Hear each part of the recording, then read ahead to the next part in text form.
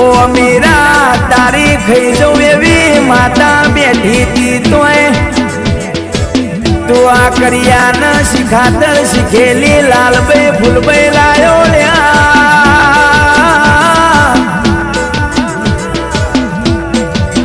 મીરા તારું જાદુ ન કર્યા પતતોથી મારી સધીનું ભણતર ચાલુ થાય છે દંડાળ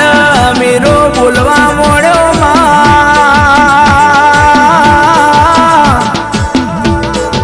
એ સધી તારા રહેવું હોય તો રે ન કર મારા પગના જોડા મારે દંડાળ મારી સધી ન